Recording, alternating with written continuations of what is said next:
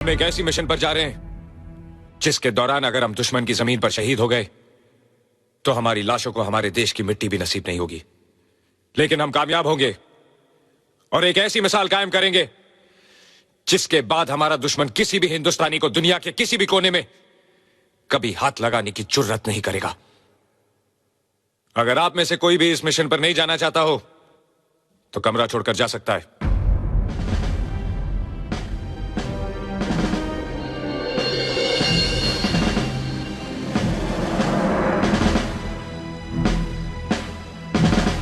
Let's go.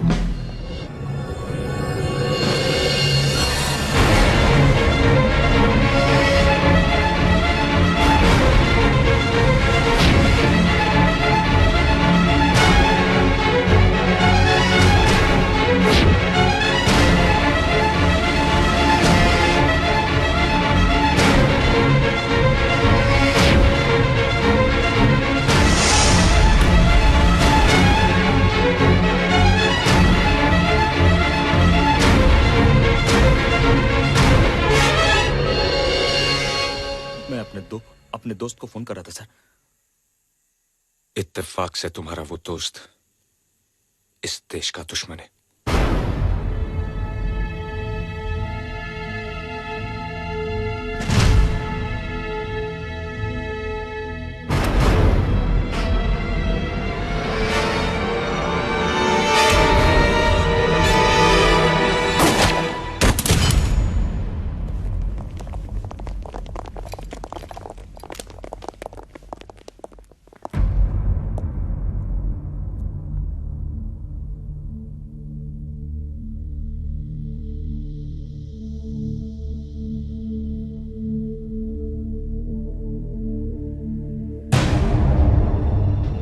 पूरी मारा गया। दुश्मनों को मालूम पड़ गया कि वो हमारे लिए काम करता था। इसका मतलब है कि इंडियन कमांडोज अब अपना प्लान बदल देंगे। नो सर, हम उसी रास्ते से जाएंगे। ये मालूम होते हुए भी कि उन्हें हमारे प्लान की पूरी खबर है? यस सर, और वो ये भी जानते हैं कि हमें पता चल चुका है कि पूरी ने उन्हें ये इन्फॉर्मेशन दी है। और जाहिर है कि अब तक हमने अपना प्लान बदल दिया होगा, इसलिए वो ये कभी नहीं सोचेंगे कि हम वही करेंगे जो हम करने वाले थे। दुश्मन को कभी बेवकूफ नहीं समझना चाहिए कर्नल। हम तो उसकी समझदारी पर भरोसा कर रहे हैं सर। मैं वहां जाने के लिए तैयार हूं सर। पहली बात, आर्मी के ऑपरेशंस में सिविलियंस को शामिल नहीं किया जाता। दूसरी बात, ये चोर सिपाही का खेल नहीं।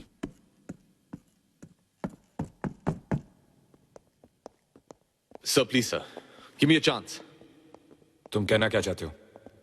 मैं उस टीम के साथ जाना चाहता हूं जो आतंकवादियों से बातचीत करने के लिए जा रहे हैं। मुझे देखते ही वो लोग मुझे पहचान जाएंगे क्योंकि उनका एक साथी मेरे हाथों से मारा जा चुका है। जाहिर है कि वो मुझे इंटरोगेट करेंगे और ये जानना चाहेंगे हमारे कमांडोज कहां से आ रहे हैं, और मैं उन्हें बता दूंगा।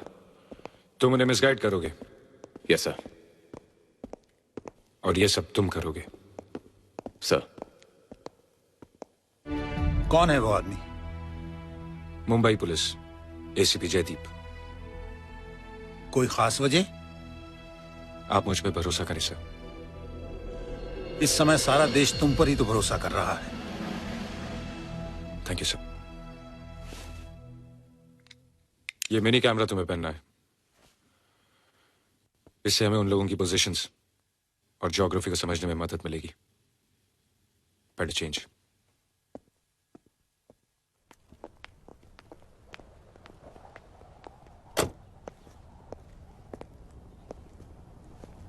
चलू सर। होने वाली बीवी के लिए जा रहे हो? नंदिनी के लिए नहीं सर, मां के लिए। ये मिट्टी मेरी मां है और इसकी इज्जत खतरे में है। अपना ख्याल रखना।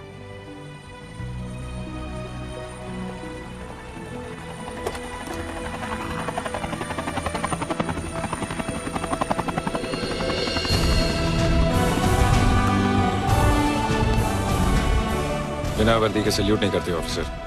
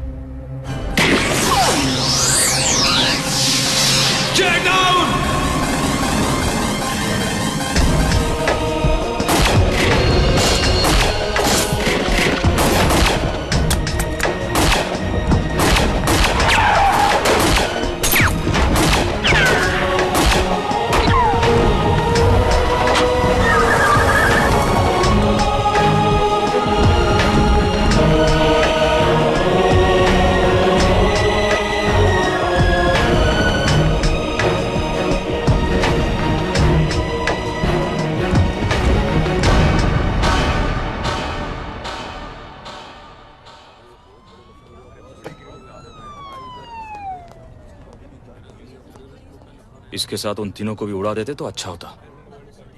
इनकी वजह से हमारे 21 जवान शहीद हो गए। थैंक्स मुझे बचाने के लिए।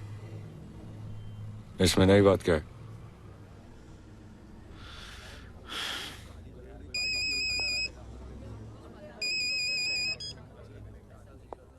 हाँ नंदिनी, क्या कर रहे हो? कब से फोन कर रही हूँ, फोन क्यों नहीं उठा रहे थे? थोड़ा बिजी था, बोलो। अच्छा देखो, मैं फ्लाइट में हूँ, काठमांडू पहुंच के फोन करूंगी। 1 मिनट। सदानंद, 9 बज रहे हैं, तुम यहाँ क्या कर रहे हो? 10 मिनट में सारे पैसेंजर्स अंदर आने वाले हैं। बाथरूम का फ्लश चोक हो गया था मैडम। अब ठीक हो गया ना? Now go. Sorry, ground staff इतना परेशान करते हैं ना। अच्छा सुनो, खाना टाइम पे खा लेना। तुम फिक्र मत करो। एक और बात। नंदिनी, मैं काम पे हूँ। क्या हुआ? I love you. I miss you on the trip. हाँ सर, सारे शहर की नाकाबंदी कर दी गई है। अब वो ज्यादा दूर नहीं भाग सकते। अगर वो नाकाबंदी के पहले निकल गए होंगे तो पता नहीं कहाँ होंगे, क्या कर रहे होंगे। Your kind attention, please. The seatbelt sign has been switched off. Passengers are requested to keep their seats upright and open their seat tables for the breakfast services. This is for your convenience. Dhanyavad. Thank you.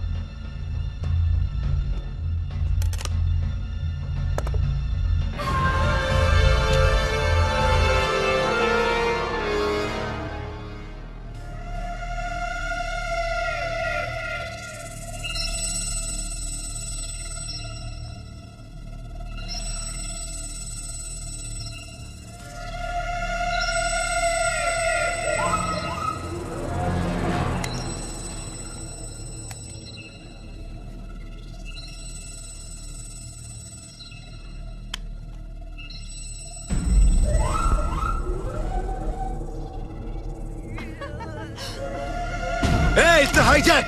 शांत है, एकदम शांत। चुप बैठो। चुप। चल भाग। तू तो चल मेरे साथ। उठना मत। बैठ।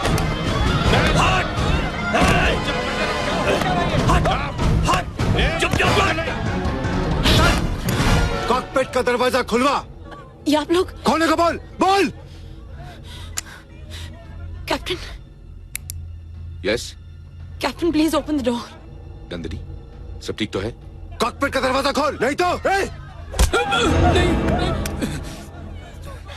नाम क्या है आपका? आर.के. शर्मा। कैप्टन साहब, शर्मा जी मेरे गन पॉइंट पर हैं। बच्चे हैं आपके? हाँ, एक लड़की है। कैप्टन साहब, शर्मा जी बाल बच्चे वाले हैं। कैप्टन साहब, क्या आप चाहेंगे कि इनकी मौत दाब की वजह से हो?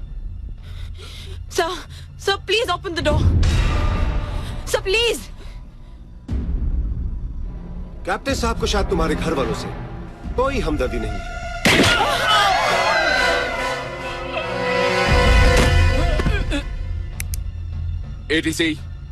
एटीसी मुंबई, खोल दो। Captain, it's hijack.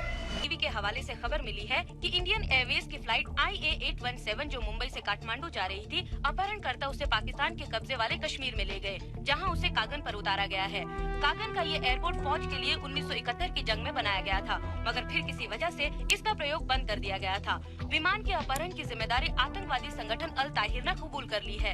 ये अल ताहिर ग्रुप वही है जिसके लीडर जहीर खान उर्फ बाबा जहीर को कुपवारा में कुछ महीने पहले गिरफ्तार किया गया। सर, ये पैसेंजर की लिस्ट है और इसमें उन्हीं पैसेंजर के फोन नंबर और एड्रेस लिखे हुए हैं। ये अल ताहिर ग्रुप आखिर चाहता क्या है, ये बात साफ नहीं हो पाई है।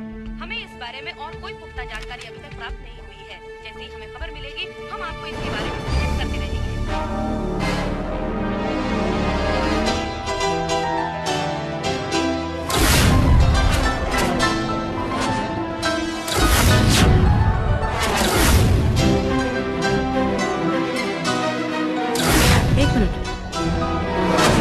सदानंद, 9 बज रहे हैं, तुम यहाँ क्या कर रहे हो? नाम सदानंद, डी सदानंद।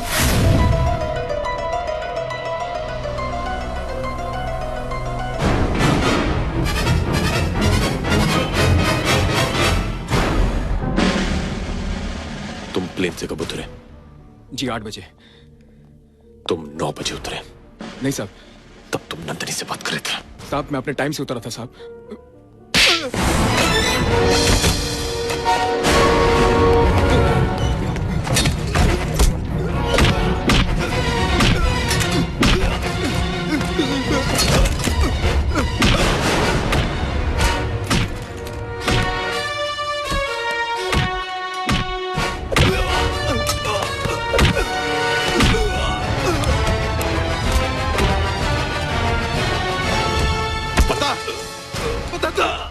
बताता हूँ। साहब इसमें मेरा कोई दोष नहीं, मुझे तो तांबे ने बोला था। हथियार किसने रखे थे? मैंने। अब बताओ, तांबे कहाँ मिलेगा? पता नहीं साहब, पता नहीं।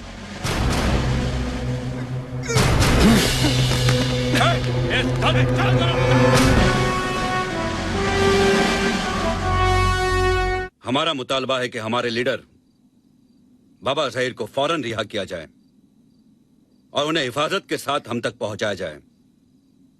इस काम के लिए हम 48 घंटे की मोहलत देते हैं। अगर इस मुद्दत तक बाबा ज़हीर हम तक नहीं पहुंचे तो हम हर 1 घंटे पर एक एक मुसाफिरों को मारना शुरू कर देंगे और इन तमाम मौतों की जिम्मेदारी भारतीय हुकूमत की होगी। और अगर हम पर हमला करने की कोशिश की गई या बाबा ज़हीर को कोई नुकसान पहुंचाया गया तो हम प्लेन के साथ तमाम मुसाफिरों को बम से उड़ा देंगे। सर, ये सब ज़हीर को छुड़ाने की साजिश है और ये लोग आतंकवादियों की मदद कर रहे हैं। ये बात तो सारी दुनिया जानती है, लेकिन सवाल ये है कि इस समय क्या एक्शन लिया जाए? एक्शन तो बहुत पहले लिया जाना चाहिए था सर। अगर हमारी सेना 48 में एक्शन लेती जब कश्मीर पर हमला हुआ था, या फिर 65 में, या 71 में, या फिर अब कारगिल के वक्त, तो आतंकवाद और आतंकवादी दोनों कब के खत्म हो गए होते। हमने एक नहीं 4 मौके खोए हैं सर, और हर मर्तबा कमजोर राजनीति को भारतीय सेना की कमजोरी समझा जाता है। हमें एक मौका चाहिए सर, ताकि हम साबित कर सकें कि हम क्या हैं और क्या कर सकते हैं। कर्नल, अपने सुपीरियर्स के सामने इस तरह बोलने का तुम्हें कोई अधिकार नहीं। तुम बाहर जाओ। Sorry sir. ठहरो, तुम ठीक कहते हो कर्नल। बहुत से लोग हमारी सहनशीलता को हमारी कमजोरी समझते हैं, लेकिन ऐसा नहीं है। भारत हमला भी कर सकता है और जीत भी सकता है, लेकिन हम उनके शहरों पर बमबारी करके बेगुनाहों को मारना नहीं चाहते, बल्कि नफरत का जो पेड़ उन्होंने उगाया है हम उसे जड़ से उखाड़ फेंकना चाहते हैं। और पिछले 56 साल से हमारी यही कोशिश रही है। और पिछले 56 साल से ये कोशिश कभी कामयाब नहीं हुई सर। कभी ना कभी तो होगी। कभी तो हमारे पड़ोस में कोई ऐसी सरकार बनेगी जो अपनी आंखों से भारत दुश्मनी की पट्टी उतार कर सच्चाई को देखेगी। तब तक न जाने कितने प्लेन हाईजैक हो चुके होंगे, कितने हमले पार्लियामेंट और अक्षरधाम पर हो चुके होंगे, कितने स्टेट्स कश्मीर बन चुके होंगे। एक अच्छे कल की उम्मीद हमारे आज को बर्बाद कर रही है सर। अरे राम राम राम, क्या भाषण दिया है। वाह, तुम्हें फौज में नहीं हमारी पार्टी में होना चाहिए था, लेकिन तुम फौजी हो ना, राजनीति के प्रॉब्लम्स को नहीं समझ सकते। अब देखो, हम जाएंगे डेलीगेशन में और आतंकवादियों को ऐसे शीशे में उतारेंगे कि हमारे पास एक्सपेरिमेंट करने का वक्त नहीं है सर। ये लो। कर्नल, मुझे लगता है तुम्हारे जहन में कोई प्लान है। Yes sir. क्या प्लान है? डिफेंस का प्लान सिविलियंस के सामने डिस्कस नहीं किया जा सकता। प्लीज एक्सक्यूज अस।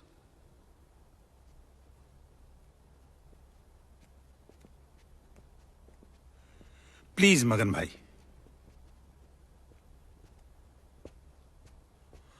हाँ बोलो। मुझे 15 कमांडोज चाहिए सर। फिर हम वही करेंगे जो इजराइल ने एनटीपी पे किया था।